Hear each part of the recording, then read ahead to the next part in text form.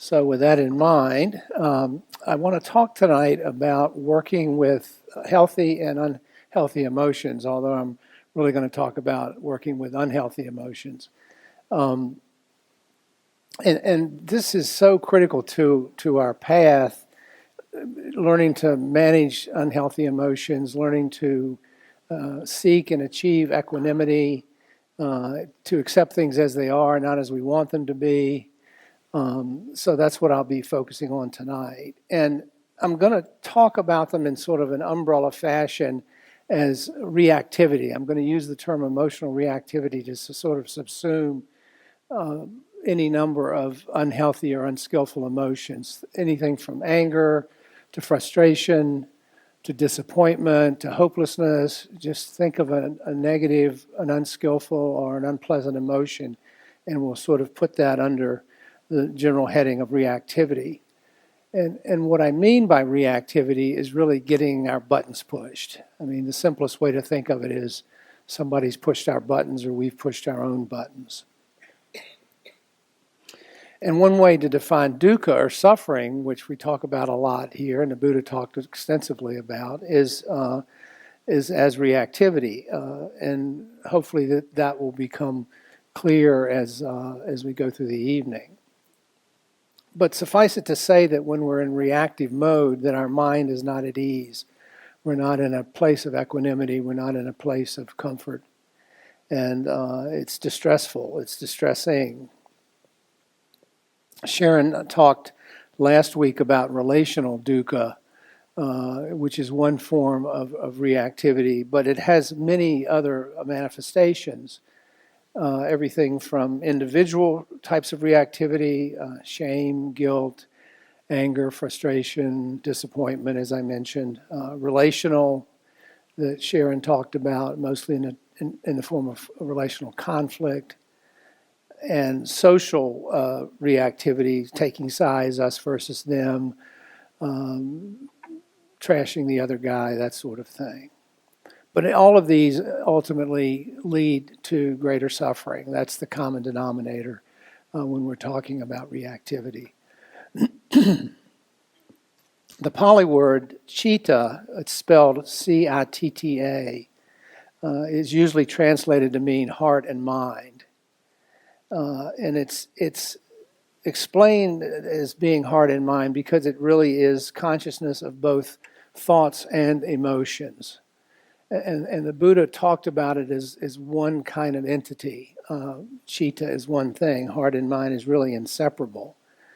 And it refers really to the emotional part of the mind. It's really our emotions, and thought to be the volitional part, the part we may have some control over.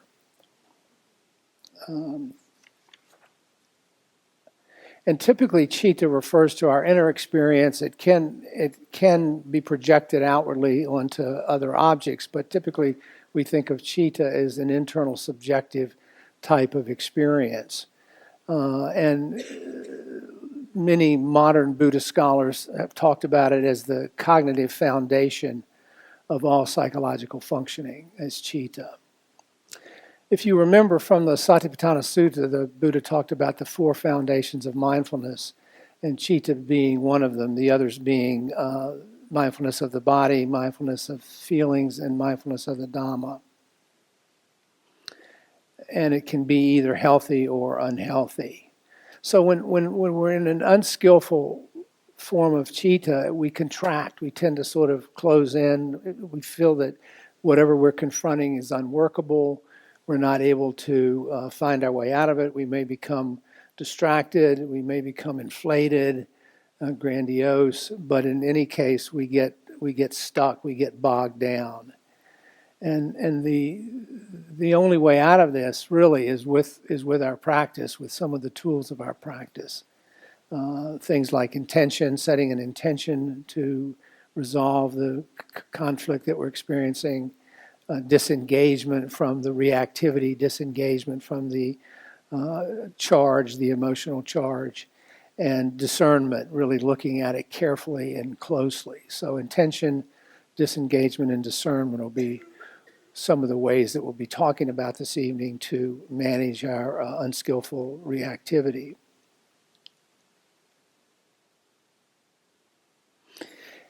Healthy citta or skillful citta includes qualities such as spaciousness, being able to see the big picture, sort of get space around whatever that intense emotion is, feeling more focused and being able to look at it more closely, and then humility, bringing a sense of humility to it.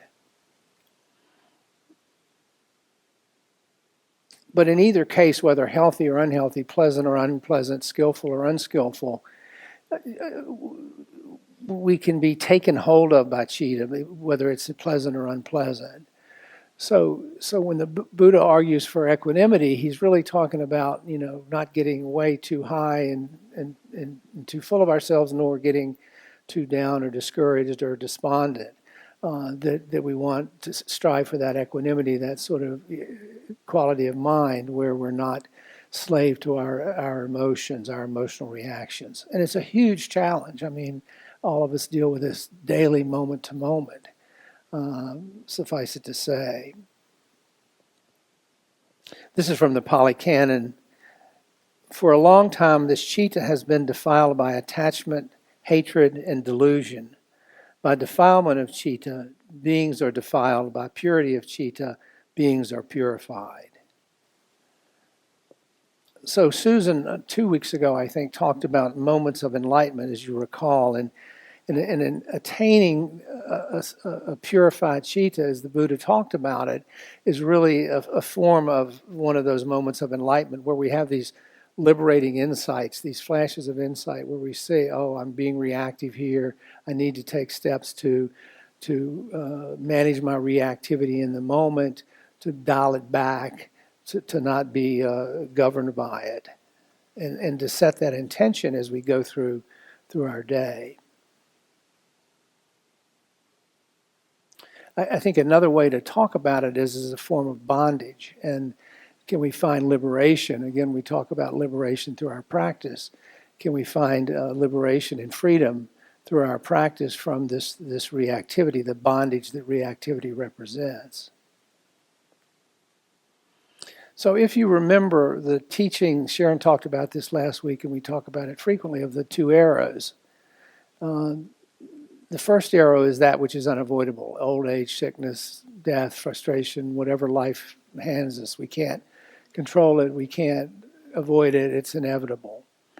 But the second arrow is what we do and say and how we respond to that first arrow, the first experience of what life hands us.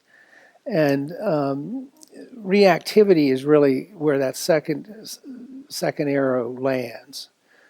Because our reactivity really is the second arrow. It's our response to that which life hands us that we're not happy about or too pleased about being on the receiving end of.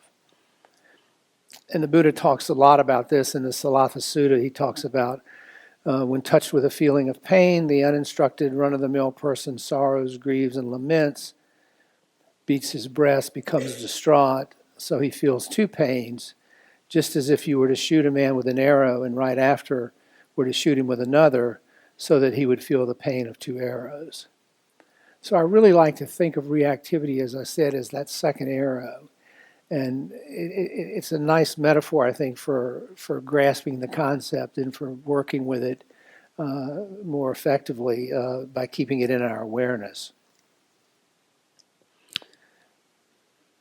So the second arrow is really reflexively responding to emotions without consideration of our response.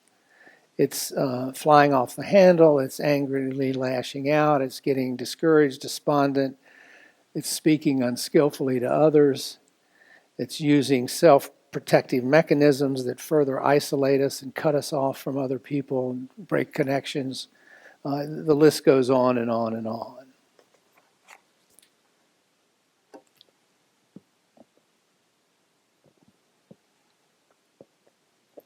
So how do we develop this? Well, we're pretty hardwired to be reactive in terms of the whole range of emotions that we come into the world with.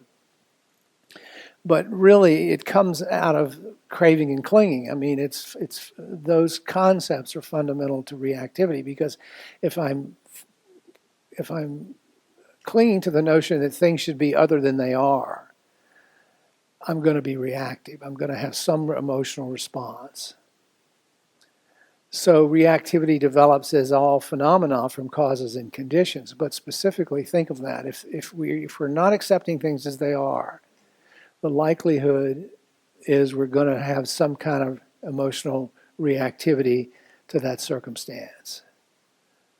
And many of these come from wounds that we carry around about belonging, about intimacy, about autonomy, about individual security. And the antidote is really the non-judgmental recognition that things are as they are. The acceptance that we talk about, the acceptance that this is the way things are. And to the extent that I cling to the notion that they should be otherwise, I'm going to suffer, I'm going to have a reactive response to that circumstance. So again, we're asked to bring mindful inquiry to these circumstances, to these situations. Think of anger, for an example. Anger is a classic form of emotional reactivity. And it typically involves three elements: a mental image, a picture of some kind of injustice or some kind of slight that we've suffered. So we get a picture in our brain, our head, some mental talk about how dare that happen, or how dare you do that to me, or whatever. And then the bodily sensations that follow when there's that surge of cortisol and that surge of adrenaline that accompanies that. Because emotional reactivity almost always involves those surge of hormones, specifically cortisol and adrenaline. So mental talk, mental image, and bodily sensations. And often it's very quick, it's very instantaneous, it's just hair trigger. Many of us have struggled with hair trigger. I'll talk about that in a moment. And often outside of our conscious awareness, we think it happens so quickly and so reflexively that we think, golly, I don't have any control over this. But the good news is that with our mindfulness practice, we can slow the process down. We can break it down into stages. We can begin to see these elements of it, these elements of reactivity, and begin to get a handle on them.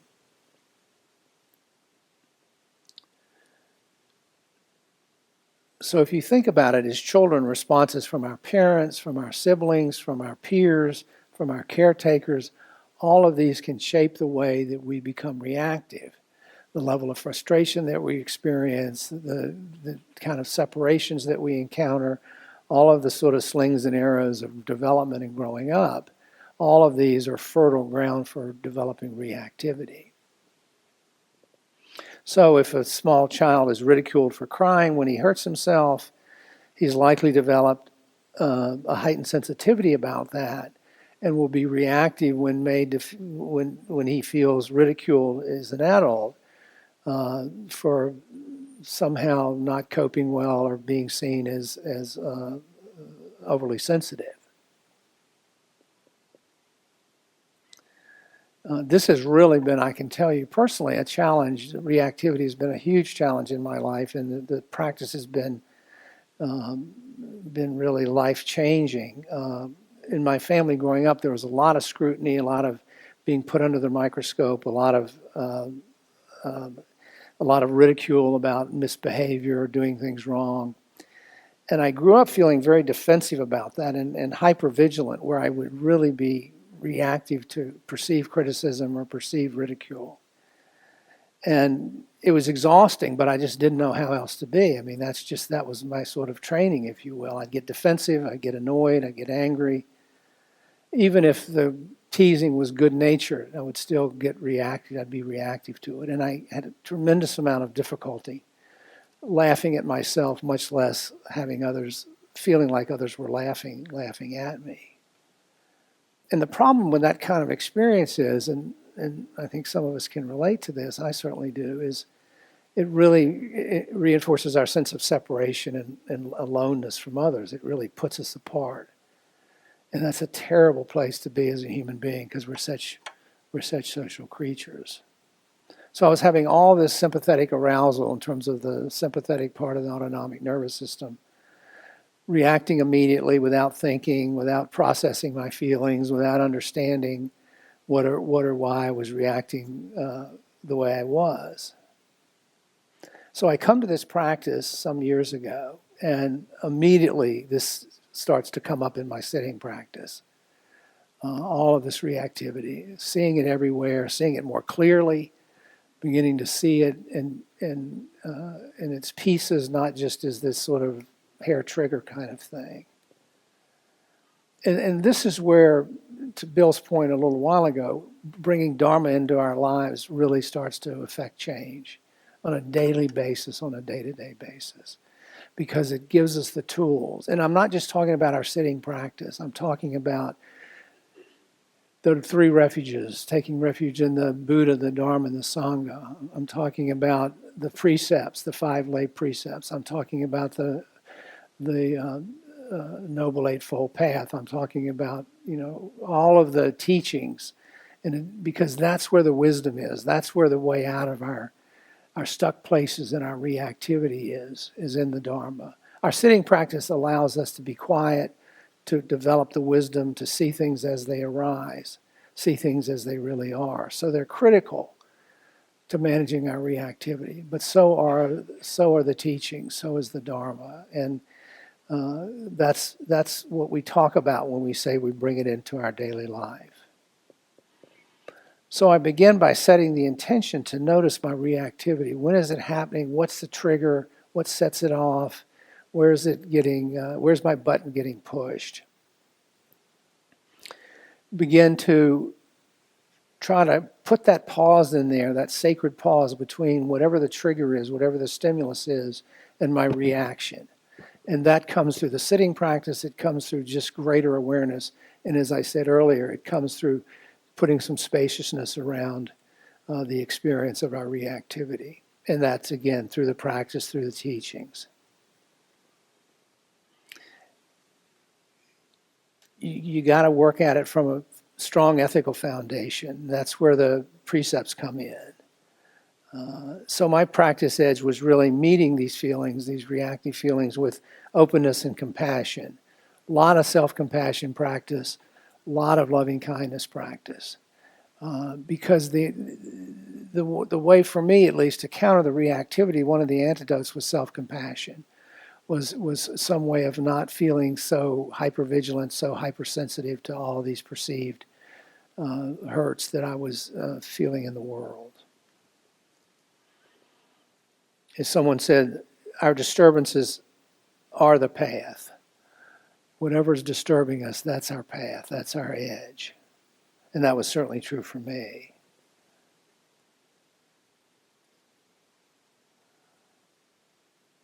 So we don't awaken if things are easy or not causing us suffering. The only way we awaken is by dealing with our suffering, meeting it head on with the practice and all manifestations of the practice.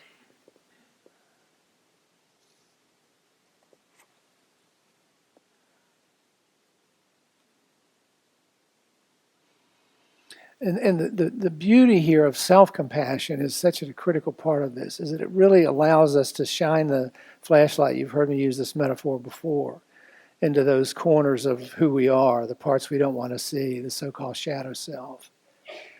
The self-compassion gives us the space to look at the parts that we'd just as soon disavow, just as soon set aside, not have to deal with. And so we can begin to gain acceptance of all facets of who we are. This is from the author Sarah Noffke. She says, quote, "I don't run from my worries. I invite each one into my heart and mind. At the doorstep of my emotional threshold, I greet them like a perfect host. Each worry tracks mud into my home and dirties the furniture. I grit and bear my house guests. Their time with me will be short-lived." Close quotes.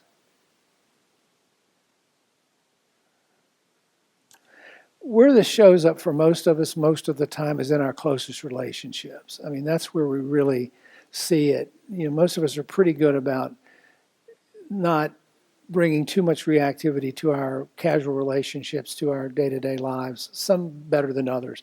But certainly in our intimate relationships, that's really where the stuff hits the fan. And that's where we see all these hurts get played out, all these things get triggered, all these reactivities get played out. And it's probably because, that's ironically the safest place to do it. I mean, we feel some sense of connection, security there. Unfortunately, that means we also bring all of those buttons and all of that baggage there. This is from Gil Fronsdal, the Dharma teacher out of the West Coast. He says, quote, "We can practice with equanimity by studying the ways that we get caught. Instead of pursuing the ideal of balance and non-reactivity directly, we can give careful attention to how balance is lost and how reactivity is triggered. Trying to fit into some idealistic model of what being equanimous is supposed to look like can all too easily produce such threats to equanimity as indifference, aloofness, rigidity, or complacency. But when the obstacles are understood and removed, that's critically important, then the resulting equanimity can be a foundation for caring, presence, flexibility, and diligence."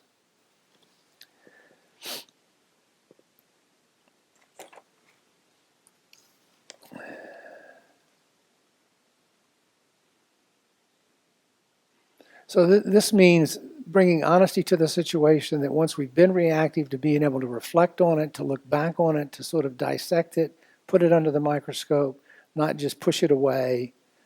Bring an awareness of how it's affected our bodies, our energy level, our relationships, our mind state for the time period following that episode of reactivity.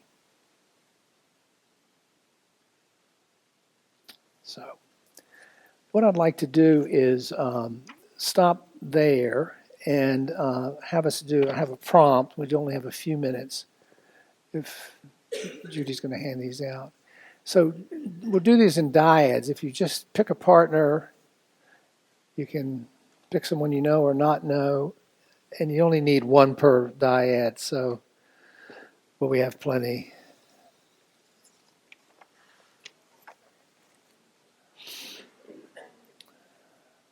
And this doesn't have to be the most deeply personal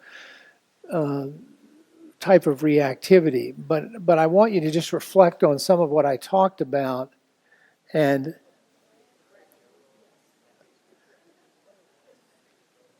take about 5 minutes each. Ring the bell. Just decide who's going to speak first and share first, and then I'll ring the bell, and then we'll take another 5 minutes for the other partner. And then we'll have a few minutes for some discussion. So, okay, we've got about 5 minutes. Anyone? Cecilia? Yes.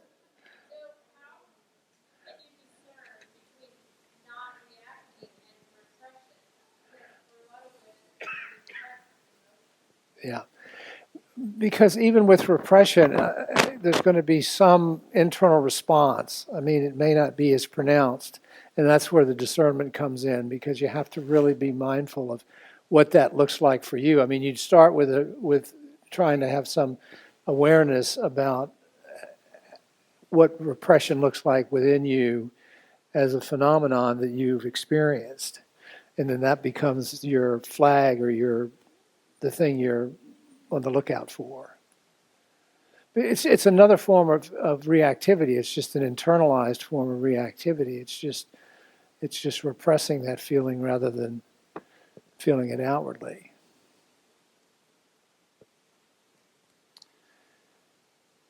Any other comments about the exercise? Yes.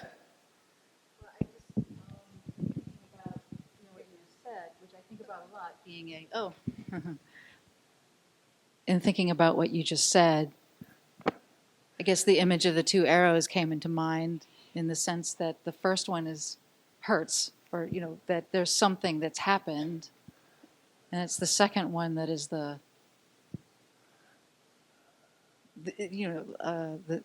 reaction. Yes. So acknowledging what the first one, what happened, I think is part of the whole. Yeah. Not repressing. Thanks. Julie? I was a little challenged by the use of the words unhealthy emotion as a category, because for me, emotion is information, and anger, sadness, frustration, grief are maybe challenging in their energy, but I don't think of them as unhealthy. And it to me then it's a question of how are you with those more challenging emotions so that it's a wholesome process. And definitely those are harder to be with in a wholesome way for me. Okay, Yeah. Thanks.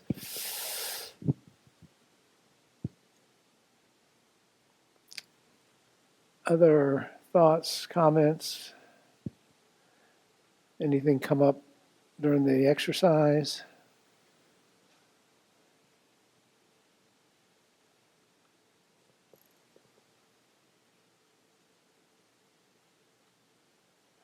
Yes, Linda.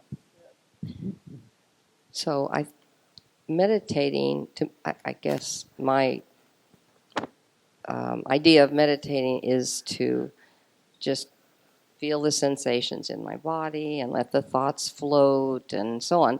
So if stuff's coming up, I kind of try to let it go rather than try to notice it or think about it. And when you talked about what you were saying, to me, that was kind of starting to not only being aware and maybe even feeling some of that or analyzing it, and that's thinking, and then it's not being in my body again, or you know what I'm saying? I know we can't get rid of our thoughts, but I thought, like in counseling or something, you might work something like that out. But how does that work in meditating? Well, and when I was describing it, I didn't mean to suggest that it only happens during sitting practice. It's, that's where some awareness of it may come up, but then we take that into our day-to-day lives and then try to bring discernment and whatnot to it, and practice then, cultivating equanimity, creating spaciousness with it, putting the pause in there, the other things I talked about. So as a daily off the cushion practice. Yes, Heather. Can I just finish? Yeah. I was thinking, like one time I sat to meditate and I just started crying, and of course right away I'm thinking, stop that! Why are you doing that? You're not supposed to be hooked by some emotion. And then I just kept crying and crying and crying. Actually, it happened in a yoga class. And she said, let go. But it's like meditating. And, I just cried the whole 75 minutes almost. And, of course, I tried to figure out what it was about, and then I knew right away. But it was very therapeutic, I guess. So, what am I saying? I guess that's okay. I don't know. That's reacting. That's feeling the emotion. And right. And then afterwards, I talked to some friends, and it was very helpful, actually. Mm-hmm. So maybe that's what you're just saying. Be aware. The meditating can just make you aware. Yeah. You don't have to analyze it or figure it out, because I always go into analyzing, and then I think, wait a minute, stop that, you're thinking, right. And then breathe, So, okay, thank you. Makes sense. I think it might be helpful to remind us all about RAIN, R-A-I-N, as a very handy tool for everyday and on the cushion practice. Want to say what that is, Heather? Yeah, do you want to explain? No, go ahead. So, whatever comes up, and it could be a challenging emotion, it could be a pleasant emotion, whatever it is that arrives, we recognize that's the R. And then the A is the allowing and accepting. And the I is the investigation, which could be in body sensations, could be thoughts in the head. It might lead somewhere and dissipate, or it might arrive as something you need to take care of in a different way. And the last part is N, which is resting in natural awareness, but it's also non-identification, taking the personal out of it. This is just an energy that's arising due to the causes and conditions of this stimulating this being and having some kind of response. So I think it's a handy tool for everyday life too. Thank you. Yeah, very helpful. Thank you. Okay, I think we're out of time, so thank you for your time and attention. See you next week.